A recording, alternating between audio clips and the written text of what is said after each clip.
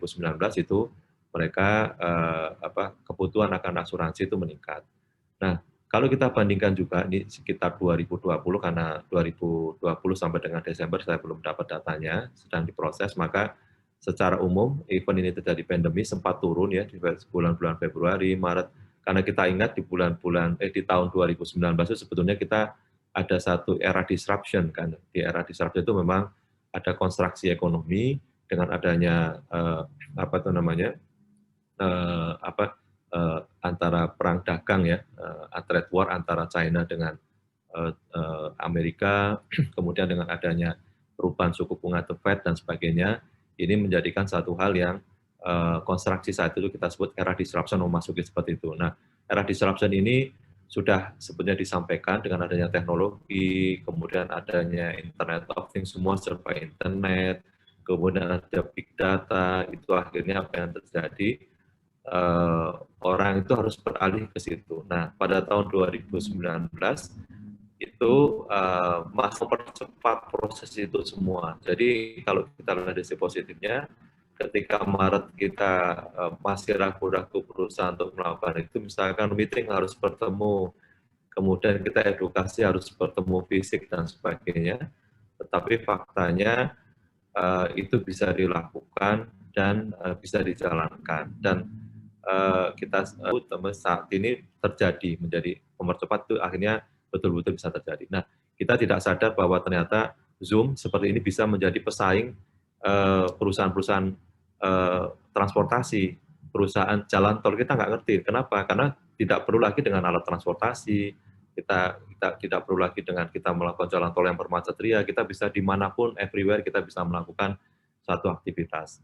Kalau kita mau beraudiensi dan seterusnya. Nah, ini satu perubahan, satu pola yang harus dilakukan sehingga terjadi penurunan. Dengan adanya COVID awal-awalnya kita menjadi kurang bagus ya dari sisi pendapatan dan nampaknya pendapatan tentang premi asuransi makin meningkat. Nah, kalau kita lihat ditanya, Pak ini kok banyak kasus? Nah, pendapatan siapa yang melakukan? Nah, pendapatannya adalah suatu perusahaan-perusahaan yang fokus di bidang life. Nah, misalkan kayak di Jiwasraya, kami sampaikan, Jiwasraya ada 3, ada life, ada pensiun, ada satu lagi investasi. Nah, ternyata market share di kita itu tidak di life-nya, padahal kita asuransi jiwa, life kan jiwa itu harus menjual protection, malah fokusnya pada di sisi investasi dan juga di sisi pensiun.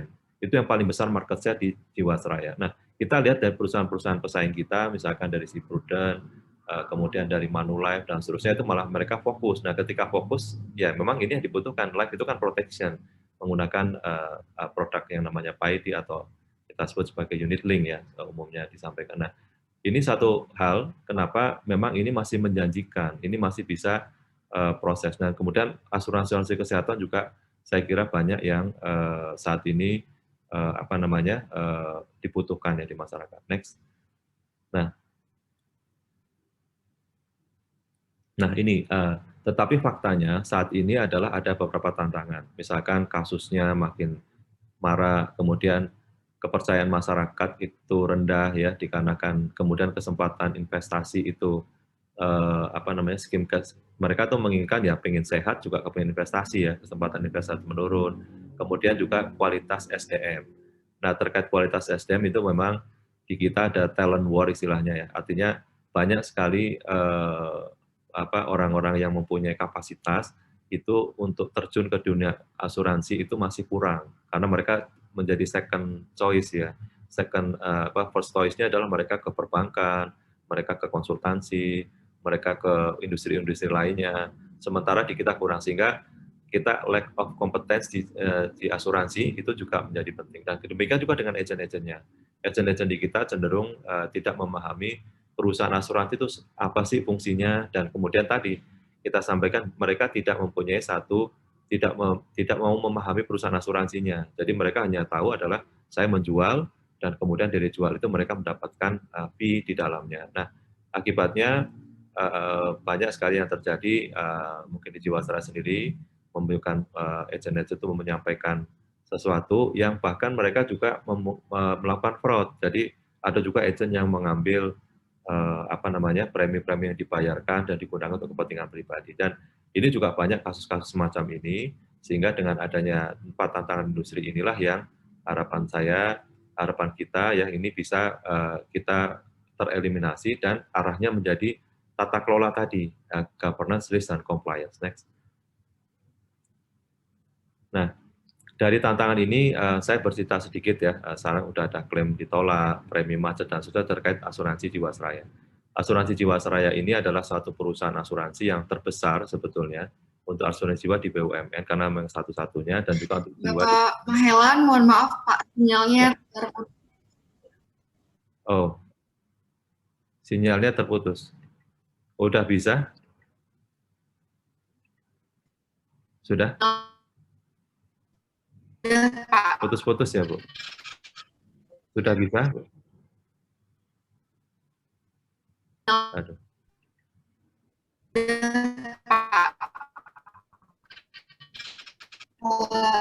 Apakah sudah bisa, Bu? Sudah bisa, Pak. Sudah terdengar, suaranya sudah jelas. Oh, baik. Baik, saya lanjutkan.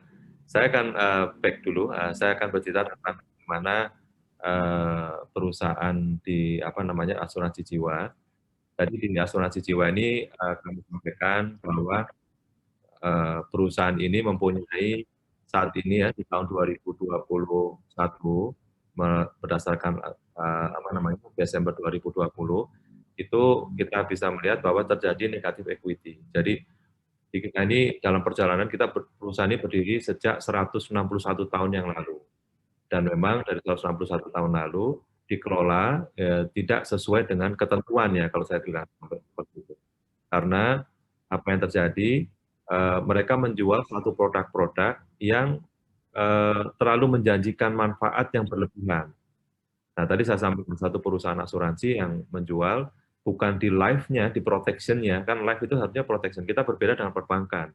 Kalau perbankan itu adalah menjual satu produk, ya itu intermediasi. Jadi perbankan atau suatu bank itu bisa menentukan sendiri suku bunganya, bisa mau menyampaikan ke siapa produknya.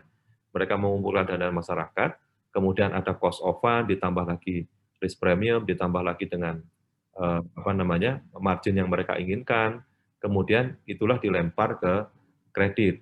Nah, kemudian di situ lempar kredit dengan jenis kredit yang sudah ditentukan atau mereka pilih dan bisa menentukan suku bunganya. Kalau mereka cost of fund-nya rata-rata mereka mengumpulkan katakanlah 5%, ditambah dengan tadi risk premium dan sebagainya ditambah dengan 3%, maka mereka menjual kreditnya 8%.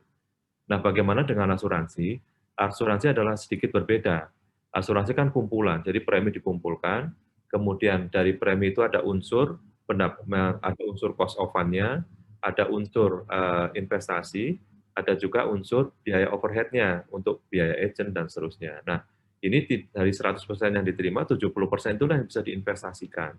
Nah, kita melihat bagaimana perusahaan Jiwasraya, saya bercerita ya, menyampaikan janji kepada nasabah fix suku bunga 9 sampai dengan 11% atau 12%.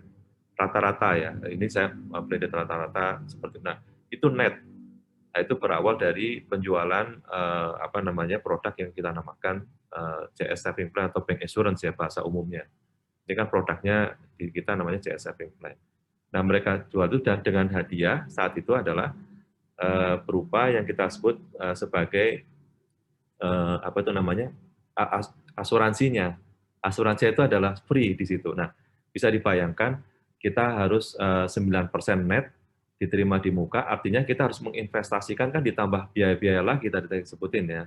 Biayanya adalah misalkan itu tadi kan ada risk premiumnya, ada cost of fund-nya, harus ada kita biaya overhead, dan ada margin yang diharapkan. At least katakanlah sekitar 3-4%. 4% aja kita ambil.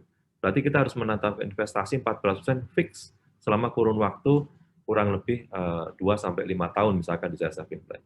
Nah, itu artinya kita harus mencari investasi. Apa investasi yang bisa ditaruh untuk angka segitu? Nggak mungkin kan?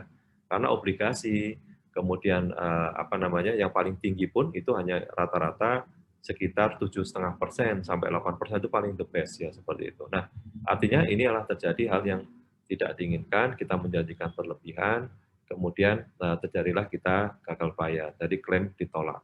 Dikarenakan seperti apa ya, karena tadi prosesnya. Nah, ini menjadi masalah nasional dan saat ini pemerintah sudah sependapat sebagai ultimate shareholders ya, Bapak Ibu sekalian, itu kita berdasarkan rencana penyihatan keuangan dari perusahaan asuransi, kita melakukan ada 3 pilihan sebetulnya, ada bail in, bail out, atau kita sebut sebagai yang ketiga kita menggunakan likuidasi. Nah, pemerintah tidak sependapat untuk melakukan pemerintah tidak sependapat untuk melakukan likuidasi. Nah, yang dilakukan adalah pemerintah melakukan hal-hal yang kita sebut sebagai bail-in. Nah, bail-in itu digelontorkan dari sisi pendanaan, dan saat inilah yang kita melakukan, kita sebut sebagai era transformasi, atau kita lakukan sebagai restrukturisasi. Nah, ini kita restrukturisasi supaya harapannya adalah pemegang polis itu kita tetap memperoleh haknya dan kita melakukan penyelamatan.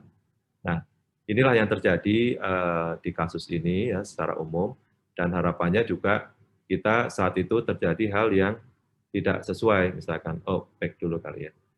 Ini adalah kita harus pertama banyak premi yang macet. Nah, kemudian kedua, itu kita sebut sebagai kita pembenahan melalui agen-agen asuransi. Kita benahi dulu bagaimana cara kita melakukan restrukturisasi struktur organisasi. Nah, organisasi yang tadinya kita banyak wilayah, banyak cabang oleh manajemen baru ya, setelah kita evaluasi, itu kita selaraskan. Nah, seperti itu. Nah, yang paling penting yang berikutnya adalah di sini ada know your customer. Karena kita sebutkan bahwa ini adalah sangat penting dari sisi know your customer ini. Kenapa?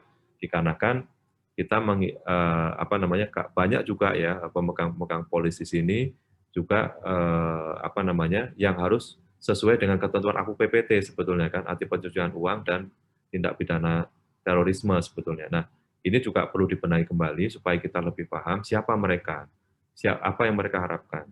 Nah, kemudian mereka juga lagi paham mereka itu menginvestasikan di sini adalah untuk apa.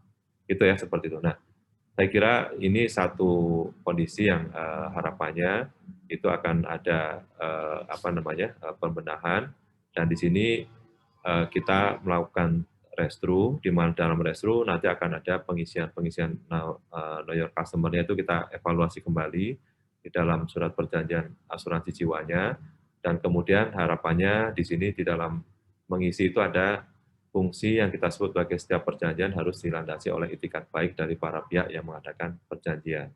Nah, dari sini permasalahan-permasalahan umum asuransi tidak hanya di Jiwasraya, rasanya juga kalau dari berita yang kita juga dengar, kita baca gitu ya. Kemudian ini juga ada terjadi di perusahaan-perusahaan asuransi lainnya ya. Misalkan kalau dia ada crash, maka mungkin barangkali dengan case yang berbeda-beda dari hal yang dibaca di berita. Ada yang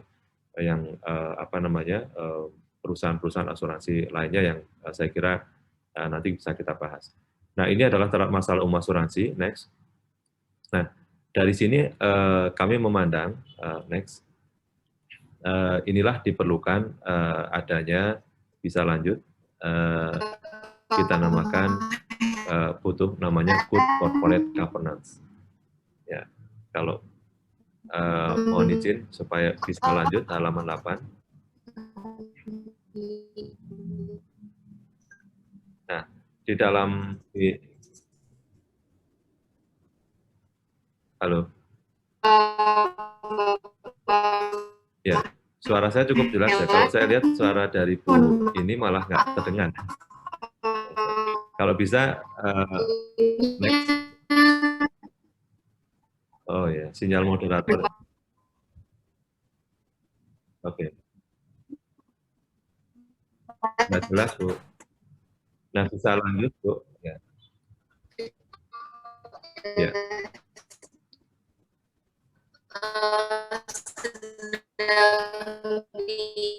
Jelas, Bu.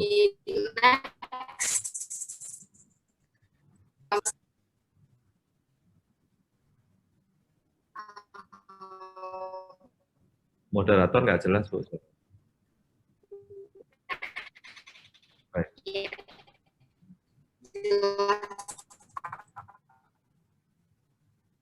Bisa lanjut.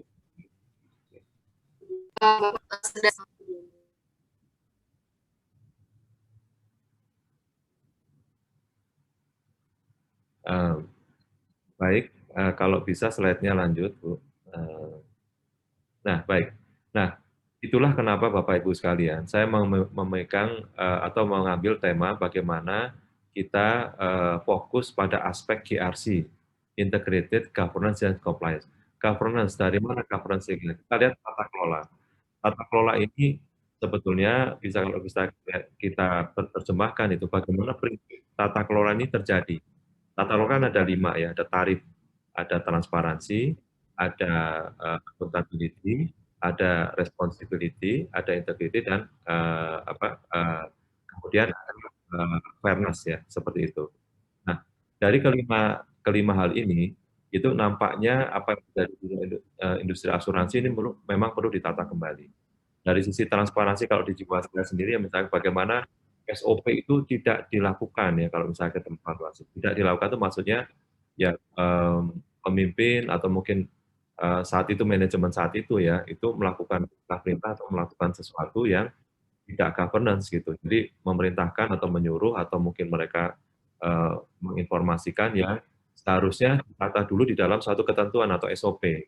Dan ini terjadi kalau misalkan di Jiwasraya, setelah ini saya sampaikan. Karena saya kira sudah bisa, kalau dari sisi data, informasi banyak sekali yang bisa kita ambil di media yang ada.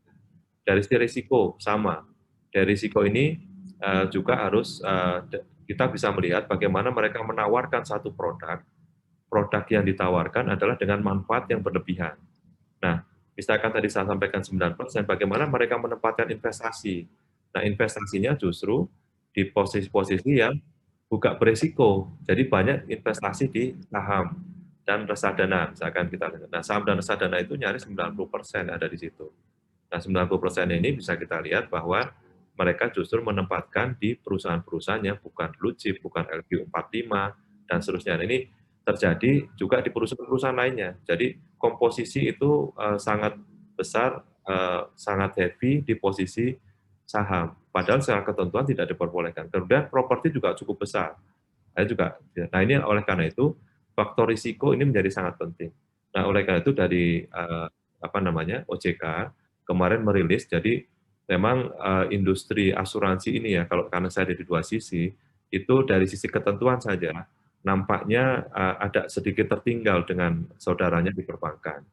Nah, oleh karena itu banyak sekali saat ini OJK itu melakukan pembenahan dengan cepat, kemudian sedikit mengikuti apa arah yang pernah disampaikan di perbankan, karena hair regulated juga gitu, sehingga muncullah ada saat ini dimunculkan tingkat kesehatan perusahaan mulai awal tahun 2021 bahwa perusahaan-perusahaan asuransi yang tidak mengikuti tingkat kesehatan dari skala 5, misalkan dia skala 3, sudah tidak bisa beroperasi untuk menjual produknya sebagaimana biasanya. Jadi diawasi. Kalau perbankan seperti itu. Minimal 2, bahkan kalau bisa 1. Nah, sisi compliance ini paling penting. Karena ketika kita dibenturkan dalam suatu pilihan, compliance itu tadi, know your customer-nya seperti apa, kemudian ketentuan-ketentuannya tidak dipenuhi atau tidak diikuti. Nah, saya pernah berkomunikasi dengan Bapak dari OJK dan juga dari PPATK, bahwa kalau kita dibenturkan antara bisnis dan compliance, suruh pilih mana. Nah, kalau saya dipilih, ya kita harus memilih compliance gitu. Karena apa? Itulah yang menyelamatkan satu perusahaan untuk menjadi perusahaan itu survive, untuk perusahaan itu sustain.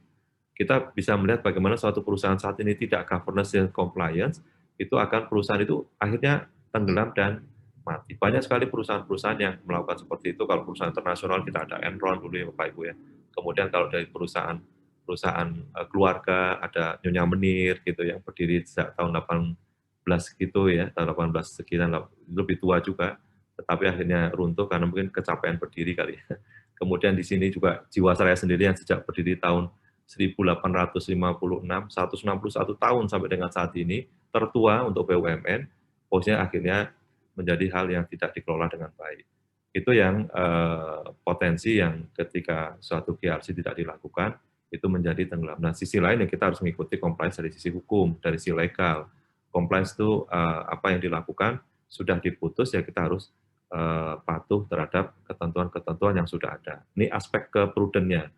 Prudent, aspek kehati-hatian itu muncul ketika kita sudah melakukan, kita susun SOP-nya, kita susun, kita diskusikan, kita misalkan untuk satu hal yang tidak kuasai, kita ngambil subject matter expert, itu adalah satu prinsip-prinsip kehati-hatian yang seharusnya dilakukan di satu perusahaan yang high regulated seperti asuransi. Next. Nah, baik, seterusnya. Next. Nah, inilah basic konsep ya daripada GRC, back dulu bahwa secara umum basic konsepnya adalah tadi yang digambarkan, mungkin ini terlalu cepat di halaman 9, itu adalah bagaimana sisi risiko, bisa back dulu Bu, sisi risiko itu bisa dievaluasi dari mitigasi risiko, kan kita punya ada risk appetite dan risk tolerance. Kemudian kita harus ada mengidentifikasi risiko, itu sangat penting. Jadi bagaimana suatu perusahaan itu bisa mengelola dengan baik karena kita sudah mengidentifikasikan mana yang risiko yang melekat, ya Bapak Ibu sekalian. Risiko melekat itu, inherent risk itu harus kita mitigasi. Nah, mitigasi dengan kualitas pengendalian manajemen risiko sehingga akan berkurang. Nah, sehingga ada risk residunya. Nah, itu yang harus dilakukan. Kemudian sisi lain yang kita sebut sebagai enterprise risk management. Kemudian good corporate governance yang memayungi semuanya, itu dari struktur organisasi governance. GCG kan bisa dilihat dari 3 hal, Bapak Ibu. Ada governance structure, dari strukturnya kita susun dengan baik, kemudian tidak ada lagi tarik tadi responsibility-nya, siapa yang melakukan, kemudian SOP-nya seperti apa, itu struktur sampai dengan level bawah. Governance structure-nya harus jelas. Kemudian governance proses. Governance proses itu kewenangannya siapa, kemudian siapa yang didelegasikan, kalau misalkan tidak terjadi hal seperti ini, mitigasi seperti apa. Dan terakhir adalah governance outcome. Nah, ujungnya adalah semua itu dibundling dengan yang namanya legal dan atau regulatory compliance. Nah, compliance ini adalah sebagai satu penyeimbang. Nah, inilah yang kita harapkan ini menjadi basic konsep dari GRC. Nah, basic konsep integrated GRC ini adalah sudah sudah mulai digaungkan di perbankan dan saat ini di asuransi terus digalakkan, saya kira, ya, kemudian dengan ketentuan-ketentuan perubahan, dan nampaknya perusahaan asuransi ini sedang bergeliat untuk menjadi lebih baik lagi. Next. Nah, berikutnya lagi adalah inilah gambaran secara umum bagaimana ini diterapkan GRC ini di dalam satu konteks perusahaan. Nah, ini jadi dibenahi dalam Dewan Komisaris itu sudah ada komite audit, komite memantau risiko, kemudian komite nominasi yang mungkin di situ ada. Kemudian di sini juga ada komite investasi, komite produk, dan seterusnya dibenahi. Dan ada masuk ke arah corporate governance. Nah, corporate governance itu adalah transparansi, accountability, responsibility, independence, dan fairness. Artinya ada irisan yang jelas. Apa fungsi dari Dewan Komisaris, apa fungsi dari direksi. Kita menganut ada two tier, apakah one tier. Nah, kalau di perusahaan-perusahaan atau industri umumnya pakai menjadi two tier, yaitu ada Dewan Komisaris dan Dewan Direksi. Nah, kemudian di bawahnya itu risk governance yang dilakukan, yaitu ada pengawasannya aktif ya Bapak Ibu. Jadi aktif ini dinilai berapa rapatnya, berapa kali, minute of meeting-nya seperti apa, kemudian apa yang mereka awasi, dan seterusnya. Kemudian ada kecukupan, kebijakan, prosedur, dan limit. Kemudian ada dari sisi kecukupan proses manajemen risiko.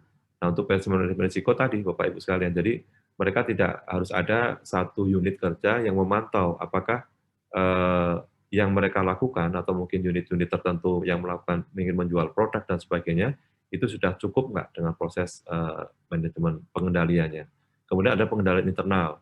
Pengendalian internal di sini mungkin ya salah satunya dengan adanya auditor, kemudian juga ada memitigasi hal yang tidak diinginkan. Nah, wujudnya Bapak Ibu sekalian, itu di sini peserta webinar, itu kita bagi menjadi 3. Jadi ada satu unit yang kita namakan first line defense, yang satu unit kita namakan second line defense, kemudian ada third line defense. Jadi kayak saringan ayakan itu menjadi makin mengecil. Nah, first line defense-nya adalah unit bisnis dan support. Nah, artinya edukasi terhadap apa yang akan dijual oleh kepada pemegang polis itu adalah betul kepada pemegang polisnya nantinya itu juga para agentnya, juga para pemasarnya, salesnya dari internal, kemudian juga para support yang bikin aku itu harus paham. Jadi itulah yang kita sebagai value creation tadi dari value creation. Nah, untuk menuju ke arah value creation itu ya menambah value creation itu ada 3 tahapan taksonominya. Yaitu pertama mereka harus memahami, membaca SOP. Kemudian tahap kedua mereka harus memahami ya. Setelah membaca SOP-nya, ketentuan, kemudian situasi, baru mereka memahami. Dan tahap ketiganya, dia harus bisa melaksanakan. Jangan dibalik. Nah, yang terjadi di perusahaan asuransi di Jiwasraya, mereka paham, mereka melaksanakan dulu baru paham. Nah, artinya mereka menjual-jual, oh dikasih begini ya jualan, dikasih gini jualan. Mereka tanpa melihat, loh kok bisa ya suatu perusahaan asuransi menjual produk investasi yang suku bunganya, rate-nya diberikan lebih tinggi daripada perusahaan perbankan yang memang perbankan itu kan memang fungsinya itu intermediasi kan, dia lebih banyak ke kalau orang mau melakukan investasi. Nah, ini disebutkan seperti itu ya. Nah, dan kemudian setelah dia melaksanakan, baru dia bisa menganalisis yang keempat ya. Setelah menganalisis baru mereka bisa membandingkan, oh kalau saya melakukan ini salah, kemudian itu salah. Nah, baru kita melakukan value creation. Nah, di first line defense inilah yang harapannya business process dan support ini menjadi lebih baik lagi. Dan mereka memahami kemudian apa yang harus mereka lakukan sehingga ada namanya risk register. Kita di sini ketentuan-ketentuan baru dari OJK mengatakan itu harus ada mitigasi-mitigasi dari 9 risiko kalau di asuransi ya saat ini. Ada asuransi, ada risiko reputasi, risiko hukum, risiko compliance, risiko strategi, risiko likuiditas, resiko asuransi itu sendiri, dan seterusnya. Nah, ini di situ adalah di first line defense-nya. Nah, bagaimana dengan second line defense? Jadi setelah di ayat pertama, si second line defense-nya itu harus diperkuat. Oleh karena itu saat ini unit-unit tertentu, yaitu mulai diadakan direktur compliance, mulai diadakan adanya direktur manajemen risk management unitnya lebih clear lagi mengawasi bagaimana tentang enterprise risk management. Sebab first line-nya ada di, untuk yang unit risk manajemennya itu pasti ada di first line defense gitu ya. Nah, berikutnya lagi kalau misalkan ini sudah benar, maka ada namanya third line defense. Siapa third line defense? Yaitu internal audit. Jadi inilah saringan-saringan yang dibentuk untuk framework GSDG agar menjadi tidak terjadi hal yang tidak diinginkan. Next. Nah, ini beberapa hal yang mungkin diinformasikan. Jadi contoh ya Bapak Ibu sekalian, di sini adalah pengelolaan investasi yang tidak sehat, seperti mana kita contohkan, bagaimana perusahaan portfolio manajemen yang dikelola itu penerapannya tidak sehat, sehingga risk appetite dan risk tolerance, risk appetite itu yang diinginkan, sama toleransinya berapa persen, itu juga tidak ada sebelumnya. Jadi mulai dikenalkan, kemudian supaya portfolio manajemen itu sehat.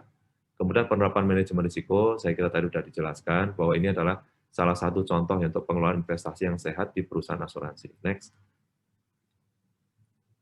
Nah, berikutnya lagi adalah contoh lagi bagaimana mitigasi. Tadi salah satu di Jiwasraya itu bagaimana aset yang dimiliki, yaitu adalah kebanyakan di bidang investasi, di bidang properti dan asuransi, dengan saham maksudnya, itu liabilities-nya disimpan di sana dengan saham-saham yang tidak blue chip. Nah, bukan merupakan blue chip, bukan LQ45 dan sebagainya. Nah, ini aset liabilities manajemennya perlu diperkuat sehingga menjadi paham. Mereka itu ketika melempar sesuatu itu bisa diperhitungkan berapa sih rate yang harus saya sampaikan, berapa manfaat yang harus saya sampaikan, apakah fix atau tidak. Nah, ini contoh misalkan kami menyampaikan ya misalkan, oh Pak kami tidak menerima kok misalnya pensiunan ya, kami hanya menerima 6% net setiap 1 tahun. Itu selama seumur hidup itu. Nah, 6% 1 tahun hari, misalkan contoh kondisi saat ini ya Bapak Ibu ya. Kondisi saat ini kan sudah diperjanjikan di muka. Nah, misalkan kondisi saat ini kan nggak mungkin. Kita sekarang over liquid perbankan rata-rata. Bahkan mereka ingin sekali untuk menanamkan atau di satu usaha. Nah, usahanya saat ini juga belum berkembang, gitu kan, banyak tidak berkembang. Nah, oleh karena itu, kalau menjadi 6%, itu sangat sulit ya bagi kita untuk menginvestasikan 6%. Perbankan rata-rata kalau special rate saat ini rata-rata mungkin di sekitar 6 sampai 7%, 6% ya. Nah, kita kan harus ada tambahan tadi, ada biaya overhead, biaya lain, risk premium, dan Akhirnya dari 6% yang mereka terima net dari masing-masing pemegang polis pensiunan misalkan, harus ditambahkan 5%, jadi harus 11%. Nah, saat ini 11% kita tidak mungkin untuk mendapatkan seperti itu. Sehingga kita melalui suatu perubahan. Nah, perubahan ini next berikutnya supaya tidak terjadi lagi, maka dibutuhkan namanya asset liabilities management. Nah, ini saat ini tentang ketentuan tadi yang saya sebutkan dengan lembaga tingkat kesehatan perusahaan itu sudah muncul dari lembaga jasa keuangan non-bank itu penerapan POJK 44 tahun 2020 berkaitan dengan penerapan manajemen risiko bagi lembaga keuangan dan bank. Ini menjadi salah satu pola yang kita sebutkan untuk meningkatkan GRC itu tadi. Next. Nah, ini juga contoh kembali bagaimana contoh komposisi aset dari investasi perusahaan asuransi justru rata-rata kebanyakan di properti. Nah, kalau lihat dari sisi aspek kepatuhan, ini terlalu besar, rata-rata 47% ini ya. Jadi kalau komposisi properti kan rata-rata kurang dari 15% secara ketentuan. Karena faktanya kita mempunyai banyak aset properti saat ini nggak bisa dijual juga. Bahkan ada yang unclean. Artinya akhirnya karena nggak dikelola dengan baik atau mungkin yang properti yang kita bikin itu tidak marketable lagi, itu akhirnya tidak bisa dijual, bahkan nilainya menjadi turun. Nah, ini yang satu hal yang perlu dibenahi sehingga komposisi dari aset investasi itu dalam suatu perusahaan itu menjadi lebih baik. Mungkin mahasiswa atau mungkin para peserta webinar ya, ada di sini bisa mengulik dari laporan keuangan masing-masing perusahaan asuransi, apakah komposisinya sudah sesuai sebelah kanan. Nah, ini kalau saya melihat dari sisi Jiwasraya belum. Jadi inilah sedang kita benahi, kemudian komposisi ini harapannya adalah menjadi lebih baik supaya apa? Ya tadi kita mitigasi risiko, kita menyebar risiko, karena risiko kan kalau tidak kuat kita bisa hindari, kita terima tapi dengan kita mitigasi, yaitu kita ya kita lakukan menggunakan cara-cara tertentu ya seperti itu. Nah, inilah kita sebut sebagai target komposisi dari aset investasi sebagai satu bentuk contoh. Nah, POJK ini sudah mulai dari tahun 2016, 2018 diperbaiki. Kemudian nampaknya memang banyak perusahaan asuransi mungkin yang saat itu belum menerapkan sebagaimana sudah diatur di dalam ketentuan. Next. Nah, inilah Bapak Ibu sekalian, secara keseluruhan ini akhir dari slide saya, itu dibutuhkan implementasi governance, risk, dan compliance. Ini menjadi sangat penting karena dari governance dan compliance itu termasuk di dalamnya karena ini webinar series dari kemarin, itu dari sisi bagaimana memahami tentang aspek legalnya, untuk dari sisi compliance-nya, dari sisi itu menjadi sangat penting. Intinya kalau kita menjalankan sesuatu hal gambaran sebelah kiri ya, itu menjadi terintegrasi dengan baik, itu maka kualitas dari informasi pasti akan meningkat. Kemudian ada proses optimalisasi, jadi tidak redundancy dari satu tempat ke tempat lain. Kemudian kita juga bisa memahami apa yang dilakukan oleh para sales, para marketer di lapangan, baik dari si agent, bank mitra, maupun mitra bisnisnya itu bisa menjadi optimal. Kemudian juga optimalisasi alokasi modal, itu menjadi lebih pas, karena tidak semua modal itu nanti habis ya Bapak Ibu ya untuk deposit. Nah, kita bisa menghitung sehingga RBC-nya kalau satu perusahaan asuransi menggunakan risk based capital bisa menjadi sesuai ketentuan 120%. Itu bisa dihitung. Misalkan mau naik turunnya itu butuhnya ALMA tadi. Kemudian lebih efektif ya mengurangi tumpang tindih dikarenakan banyak sekali pekerjaan-pekerjaan yang sama yang bisa dieliminir. Kemudian mempertahankan reputasi penting dengan adanya GRC, maka kita mengedepankan compliance, kita mengedepankan governance, risk, perusahaan atau pemegang polis menjadi nyaman. Oh, kalau perusahaan dengan seperti ini, transparansinya jelas, tarifnya itu jelas tadi. Tarif itu transparansi, accountability, responsibility, kemudian independensi dan fairness-nya jelas. Kemudian mengurangi biaya tentu saja.